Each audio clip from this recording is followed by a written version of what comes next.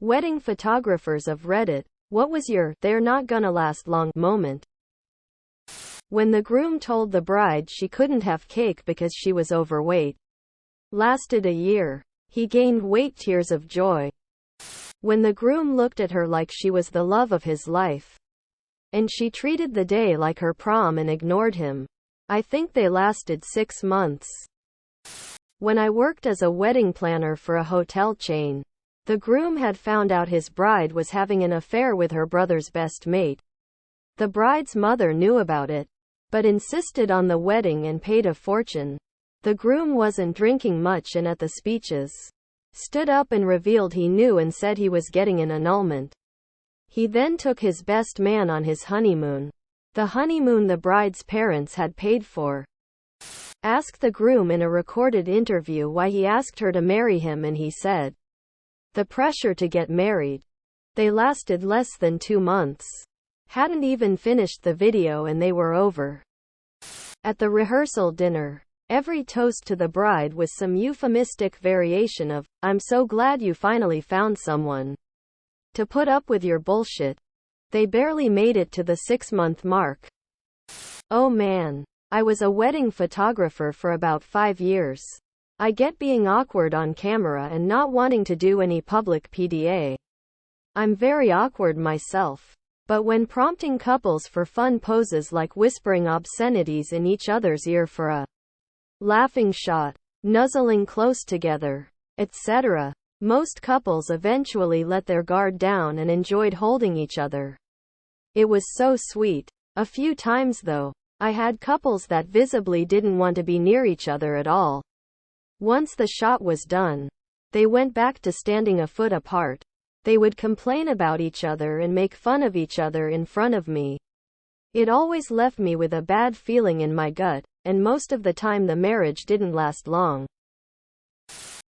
What's the best alternative to say you need to poop? Need to log out. I gotta go get something down on paper. I'll be in my office. I'm gonna go sit down for a while. Making a sizable donation to the sanitation district. My uncle used to say he needed to back one out. What was the first big news event that you remember hearing or watching as a child? The death of Princess Diana. I didn't fully understand, I just knew it was upsetting adults. The Space Shuttle Challenger disaster. Oklahoma City bombing. The Berlin Wall coming down. It was also the first time I heard the expression, "holy shit," uttered. The O.J. Simpson chase in the white Bronco. Black kids being allowed to join our school. I was in 5th grade and grew up in apartheid South Africa. Crazy stuff to happen in our lifetime. I'm only 42. What is one fast food restaurant you will never go to? Sonic. Got served rotten dairy then called a lying fucking bitch by the manager. I wasn't even asking for money back since I was already out of town. Just called to warn them that it was rotten. Sonic. I worked there. The hot dogs, chili have a chance of being 2+ days old. Same with the gravy. You also better hope someone taught an employee how to clean the ice cream, slushy machines. If not, you might have a similar story to mine. When I was new, they were training us at an old Sonic, so we would go work at a new one. The manager was also new to that area and was heading to the new one. So one day, he decided it was time to clean the ice cream machine and asked one of the employees from there to teach us. They didn't know how, so he went around asking, and no one who worked there knew how to clean it. So he gathered us around to teach us. He shut down the machine and opened it up. A cascade of ice cream mix and maggots came pouring down. The machine was apparently crushing the maggots as it mixed the ice cream. He cleaned the slushy machine the next day. But I wasn't there to see it. I just heard it wasn't pretty. I don't understand why people like Panera so much. Sonic. It was my first job and I worked there on and off for about 4 to 5 years. I ate lots of their food early on, but I got serious burnout after a while. 20 years later and I still can't eat it. Just the smell of their burgers and onion rings make me nauseous. Jack in the Box. Restaurant I used to go to almost weekly while working overnights was closed down due to spider infestation of the breading for fried chicken. Never drove past a Long John Silver's and said to myself I gotta try them out. You have been kidnapped by 4 men. 1 hour later your kidnappers dump you on the street because you won't stop talking about what? I have a friend of a friend who literally cannot shut up about Warhammer to anyone who has ever even slightly associated with Warhammer at all in their life. I had an army built in high school 20 years ago. That was predominantly 2 to 3 purchased squads and the rest made up of pennies. I just saw him 3 weeks ago at said friend's barbecue. Not even a hello before he started rambling on about armies and codexes and who knows what else. I guess it's not me. But this question made me think of him. My raging IBS. My uncontrollable flatulence. There would even be no need to speak. How the funeral industry, the funeral industrial complex, and big funeral are ripping you off by exploiting your grief. I'll tell them every cutaway I remember from Family Guy. This is like the time Meg got kidnapped and was sold to wealthy Arab men. How much my STDs have affected my life, positively and negatively. What is your first date dealbreaker?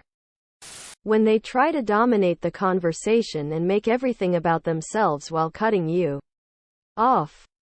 Bad conversation when you feel like getting more than a 2-word answer out of them is like pulling teeth.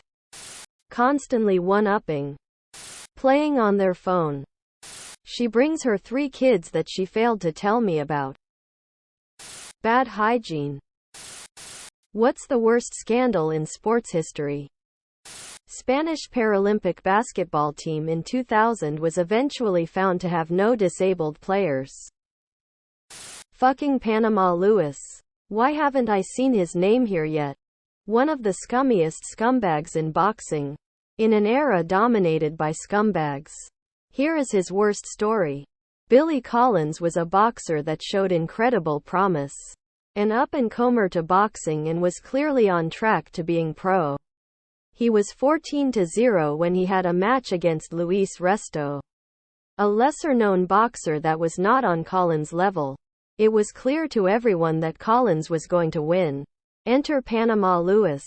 Panama Lewis was in Luis' corner. Panama Lewis was known to be a dirty coach, often being caught putting cocaine in his fighters' water so they can zoot between rounds. Resto came out hard and dominated for 10 rounds. It was unreal how well he was fighting, and how much damage he had done to Billy Collins. It was an upset for the ages.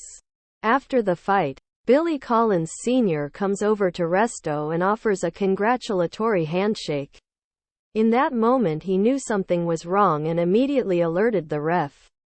Not only had Panama Lewis removed the padding from the boxing gloves, he wrapped Resto's hands in plaster of Paris. He was essentially cement boxing. Resto denies knowing. Really?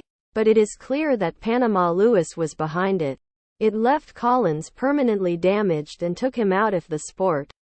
He became depressed and suicidal, eventually dying in a car accident believed to be a suicide. The damage was so bad. Resto did prison time for the assault. 2008 Singapore Grand Prix, Renault rigged the race by ordering their driver, Nelson Piquet Jr., to crash on purpose so that Fernando Alonso would have a chance at winning. The Renault team forcing a deliberate accident of one of their driver, Nelson Piquet Jr., in Formula One to give advantage to the other driver, Fernando Alonso, help him win, which ended in the team getting disqualified and subsequent lifetime ban for Flavio Briatore, the team managing director at that time.